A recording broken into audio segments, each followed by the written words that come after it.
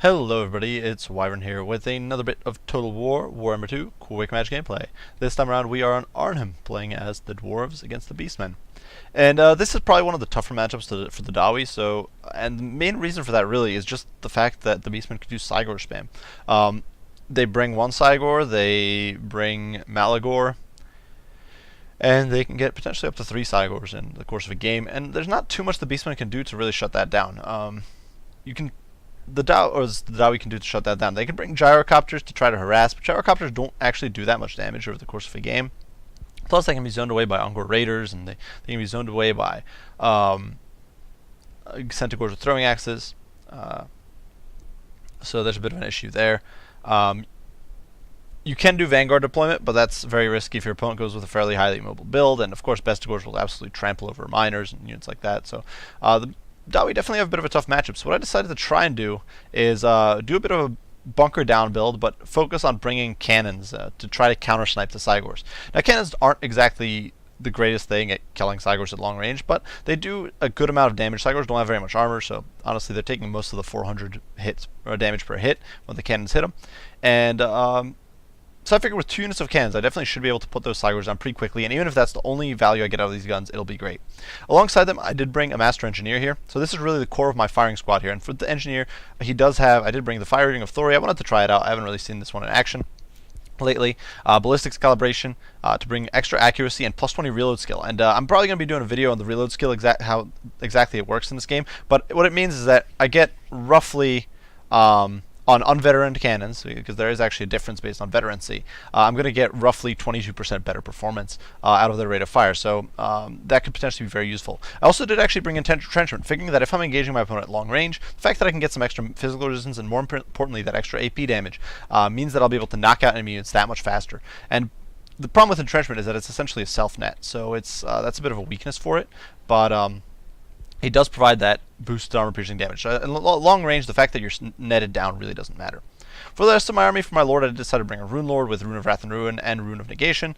Alongside him, a Runesmith, kitted out in much the same way, except he also does have the Hammer of Carrick Draz. A front line composed of 4 units of Longbeards, as well as the Grumbling Guard. So I was trying to go fairly cheap with my front line. The main reason for that is that the Longbeards, well, the Longbeards are good enough to trade fairly well with Centaur or with Bestigors. Bestigors don't have the best melee defense. They also don't have the best of melee offense either, to be quite frank. So the Longbeards, with their decent melee defense and solid melee attack plus AP, will trade fairly well. They're not going to win against Bestigors, but they will hold their own, and that's really what matters. Plus, they do have a charge defense against large, and of course, just monstrous leadership, immunity, psychology, all of which is really good.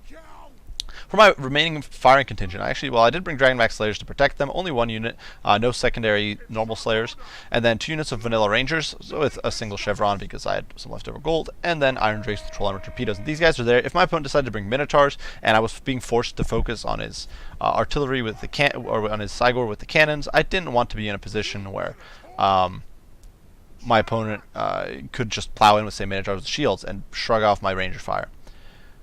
For my opponent's build, he did decide to clump up everything on this high ground, and this was, in my early deployment, this is why I deployed. I figured, my opponent's either going to deploy, if he vanguards, I want to be set up in a way that he can't just pile into me and overrun me. At the same time, I need to defend a little up here, so what I ended up doing is kind of gambling and putting up both of my cannons down on the low ground, though spread out. And now as the game begins, I'm sending one cannon further south, so it can, or further down to the bottom of the hill here, so it can engage upwards. And then a second cannon up here to start pecking away at his troops, because I did do a quick head check, saw that my opponent didn't bring a Lore of Wildscaster, no Malagor, and decided that I was going to split my forces and initially deploy. You can a few more Longbeards up top. You can see I still haven't deployed my full army, and that's because I wasn't sure if my opponent would decide to swing down on the Shramp. The Dwarves are very slow, so you need to think quite a bit ahead. For my opponent, nothing too much as far as the deployment goes. Originally I only had 1 unit of Longbeards kind of looking out over there, but my opponent did bring 2 Baconators, definitely a bit of a surprise. Razorgors are a pretty terrible unit, and I don't have much good to say about them. I think this is a bit of an odd choice on my opponent's part. They do cause fear, they've got decent AP strength, but their melee attack is just so bad. They're a unit that should be oriented towards cycle charging, but thanks to the fact that they have Rampage, they tend to Rampage out of control and not cycle charge. So it's a bit of a rough unit. Personally, I'm not a fan of them at all. But for the rest of my opponent's build, it's definitely pretty solid. You can see a front line of 3 Ungor Spears, so just there to chew up enemy fire, potentially get flanks, and that sort of stuff, backed by 5 units of Bestigors. Bestigors, of course, will beat Longbeards with great weapons. It's just that it's going to take him quite a bit because Longbeards do have those decent melee stats. A Gorbel. Unit of Minotaurs with a shield, so once again that unit I was really worried about. And for his Lord, my opponent did bring Morgar, who's of course still a very competitive pick with his poison, survivability, 2 summons of Chaos Spawn, and of course Call of Violence and Foe Seeker. For myself, if you look at this build, you can see I'm slowly but surely kind of shuffling troops upward. I still wasn't sure if my opponent would decide to do a flanking maneuver. You can see some of the Longbeards here sticking around on the low ground, waiting for my opponent to finally make a move. The cannon's finally coming online, and they are going to start teeing off on these poor Razor Gores. You can see immediately they are going to lose a few models. Nothing too fancy, but and there is no rampage coming out of them. But, you know, kill's a kill, and we're whittling them down. You can see another shot there, taking down another 2 Razor Gores. So really those cannons immediately doing quite a bit of work. You can see the Longbeards here slightly spread out, but nonetheless, you can see those Razor Gores getting beaten up. The Rune Lord jumps in and intercepts them, and these guys will start rampaging as they start taking fire, peppering fire from the unit of Rangers over here, while the unit over here piles into the Longbeards with great weapons, and you can see they actually do basically nothing. This really shows kind of how much that charge defense does. These guys, they might not have even gotten the charge up, but they came in and they did basically nothing. They're already down about 2,000 or about 1,500 or 1,500 HP, and they're getting torn to shreds by these Longbeards, and they've done about 200 and some damage. So really not a great performance from them. They're going to rampage and rout incredibly quickly. Same with the Grumbling Guard here, in incredibly good shape, and just chopping these poor piggies to death. And now this was a little bit of a mistake on my opponent's part, trying to push them in, but nonetheless, it definitely does show how quickly these guys just fell apart. Over here in the meantime, the cannons are going to start opening up on the Minotaurs. You can see they are kind of missing and hitting the Bestigors at the moment, but you know, we're going to focus on the Minotaurs, and we are going to start those buffs going. So you can see I do fire off Ballistics Calibration, and shortly thereafter we are going to get Entrenchment, so for that extra damage. And you can see the cannon right now sitting at started off at 19.8. Reload speed now it's down to 15.4, and it's doing 470 damage a hit. So absolutely monstrous work. It can just pile through these Bestigors if they get in the way and clock those Minotaurs. And especially in this sort of dense formation, the Minotaurs are probably going to be getting hit 1 or 2 at a time. And you can see that fire just raining death and destruction on these guys, and you can see the Minotaur, they're just getting absolutely flung backwards, and it's actually one-shotting them by the look of it, which is absolutely brutal stuff. You can see another shot there, taking off another Minotaur and sending a second one flying, actually 2 Minotaurs, so that's just showing how powerful the cannon with these engineer buffs can be. Keep in mind, these Minotaurs are a very expensive unit, and it's actually hitting the Gorbel here, it's hitting the Bestigors, chewing off multiple models on these guys because they're so densely packed, and the Minotaurs are having a really bad day. One-shotting a Minotaur is no small feat, and you can see these guys really just getting torn apart now. Fortunately for my opponent, the buffs do wear off, so now they're not going to be getting one-shotted, but nonetheless, they've just gotten hammered so badly that at this point they're at 2,400 HP, trying to close the gap. You can see the Rangers opening up their fire on the Ungor Spears here, and a few Troll Hammers being kind of squandered here on these Ungors, but, you know, it's what it is. In the meantime, of course, the Grumbling Guard, the Longbeards, waiting to hold. You can see I'm trying to reposition the Longbeards here to plug up some of the gaps and make a huge mistake here because I leave this little gap here on the ridge. And what I should have done is I should have shimmied these. I originally had the Runesmith there. What I should have done is shimmied the Longbeards over a little bit so that they covered that gap, because these Longbeards were covering this gap over here, but my opponent is able to exploit this hole in my defenses and pour these Bestigors through with that linear sort of formation. Now you can see I do get a fiery ring over here, doing a little bit of damage, roasting a few Bestigors, but really not doing very much. And these guys are immediately diving through and going after the Iron Drakes. In the meantime, you can see the Baconators over here trying to flank around and going after the behind the Longbeards with great weapons. They're actually going to be able to get into the cannon because I wasn't paying attention. But you can see the Minotaurs are offline. The Gorbel is getting torn apart. It's getting taken to task. The Runesmith in there holding the front, but unfortunately these Iron Drakes are routing away. They're fleeing. I do hit them with a hammer of Characteraz, trying to whittle them down. The Longbeards with great weapons, uncontested like this, will do quite a bit of damage because the Bestigors are giving them the rear. They're not really able to dish out quite as much hurt, but you can see these Troll Hammers going down. So what I decided to do is I basically just tell the Troll Hammers to hold their ground and keep firing at the Gorbel, figuring, you know, it doesn't really matter. I need to get the Gorbel offline. If these Iron Drakes die, so be it. Now the Gorbel here is doing an okay job just tanking shots, but it's important to keep in mind that this Axe of Men is basically useless.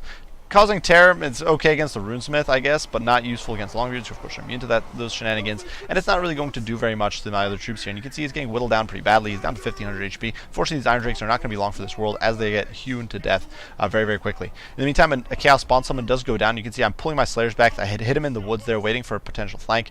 No flank came, so these guys are a bit out of position, so big mistake on my part, almost blowing that early game lead. Nonetheless, Big Papa Gorbel here is being forced to rout. You can see the Longbeards, of course, rallying, coming into the defense of their lord here, gathering around the rune lords to chop down these filthy chaos spawn. Of course, the chaos spawn do apply poison. They're definitely going to hit pretty hard, especially against rangers who have terrible armor. But we are kind of rallying and trying to hold here. You can see the iron drakes did get transformed into chaos spawn, but the slayers are in there, and you can see the slayers just taking these guys to task. The foul chaos spawn really doesn't stand a chance against them, especially when they're preoccupied with rangers. The Bestigors here do force a rout, but the runesmith is holding strong. Obviously not going to win against these minotaurs, but with that cannon fire coming in to support him, he's holding okay. These Bestigors being distracted by something or just not being moved. My opponent probably forgot about him. And this unit of Longbeards here just holding their own, buying me the time I need. I do get a little cast here from the Master Engineer as Morgur is pursuing him, trying to cut him down. But, you know, the Master Engineer has 120 armor. All Dwarf heroes are pretty tanky, so it's definitely some rough stuff. And you can see I'm finally able to really mop up these chaos spawn. Definitely a little bit of a mistake on my part. I should have tried to pull my backline a little further back and gotten those slayers up and running a little sooner. They could have definitely made a huge difference. Now over here you can see the Bestigors are getting chopped up. My opponent is pulling these Bestigors back, realizing he really needs to crack this front line to open up this dam. Now for my opponent, you can see he was trying to rout off my runesmith, but the cannon, of course, coming back online, shooing off those minotaurs, teaching him who's boss, reminding them that they're not going to be bullying the little dwarf here. But you can see my opponent's line here definitely failing. You can see the Master Rune of Wrath and Ruin going down. So Bestigors whittling him down, and of course the Grumbling Guard, backed up by a unit of Longbeards, are just not going to go down quietly into this good night. So you can see, despite surrounding them, the Bestigors are struggling to kill them off, and more fresh units of Longbeards are coming into the fray. These Bestigors getting whittled down, getting chopped up, and over here Morgur, despite trying to flee, is actually going to get caught out by the Dragonback Slayers, so a terrible situation for my opponent. You can see he's getting, despite trying to corrupt the earth there, he's getting caught, and he is in for a world of hurt. Dragonbacks, although anti-large, are going to do a lot to a lightly armored foe like Morgur, who really doesn't have the stats. And Morgur does have a few perks going for him as far as survivability goes, but none of it's relevant against Dragonback Slayers. He does have 75% missile resistance and whatnot, but really none of it's going to do him any good here. And he's surrounded, getting beaten down.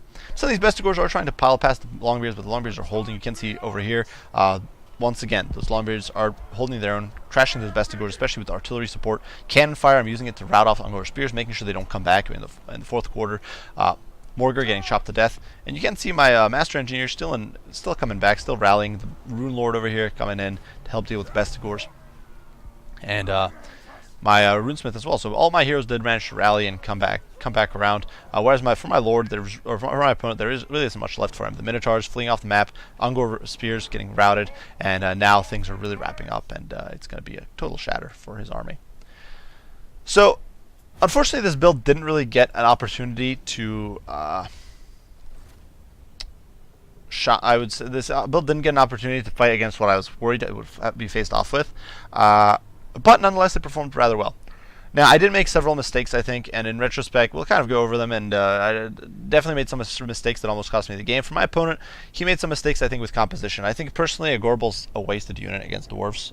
He'd be better off bringing a second unit of Minotaurs with shields. They cost roughly the same, and the Minotaurs with shields will do a lot better for you. The 2 units of Razor Gorge, also a bit of a waste. I really think that my opponent could have gotten much more better units in here. Ungor Spears can be okay, though. Obviously, if you drop the Razor Gorge, you could get some Centigores with great weapons in there. Maybe drop down a unit of Ungors, get the Razor Gorge out of there, get some Centigores with great weapons, drop the Gorbel, get another unit of Minotaurs with shields, and you could have a much more, I think, powerful build, and still have a little bit of chaff on the side to tie down enemy units. For my opponent's mistakes, I think it really came down to committing the Razor Gorge prematurely and completely pointlessly, and getting him killed. Slight mistakes on the comp, and then clumping up on the high ground. Now, granted, had he flanked, I did have troops on the low ground ready to intercept a flanking maneuver, but my opponent did kind of commit everything on that high ground area, and that resulted in his troops getting bottlenecked, and they kind of got massacred. Even Bestigors don't trade well with Longbeards, especially when they're getting diluted by Ungors. So, despite getting some masterful sort of backline harass, pushing his Bestigors through the front line to go after my Iron Drakes and stuff like that, my opponent definitely struggled to apply meaningful pressure to my backline, or adequate pressure to my backline. I was able to get those Slayers in there to intercept the Chaos Spawn, and that's despite several flaws on my part.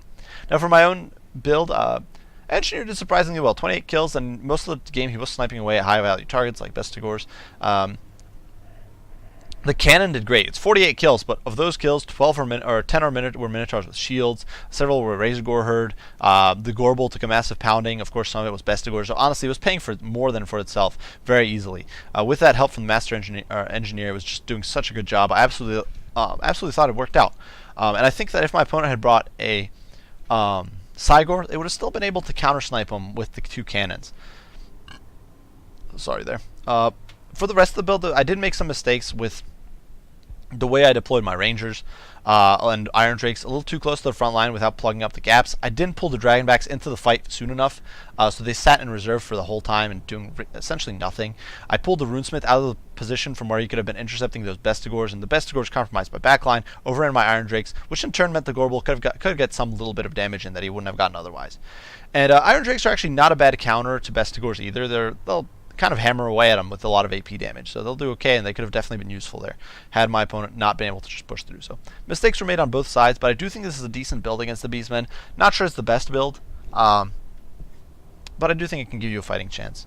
So I do hope you guys enjoyed the video. Definitely a great game to my opponent, A. McPhee. If you enjoyed it, be sure to leave a like and subscribe down below. If you have any comments, any criticisms, anything like that, be sure to share them, and I'll respond as soon as I can. Hopefully, with the new patch coming in, we'll be getting whole bunches of new content, so I'm definitely hyped to deliver, hopefully, for you guys with all the new stuff we're getting. As usual, guys, I do appreciate watching, and I hope to see you all in the next one. Bye for now.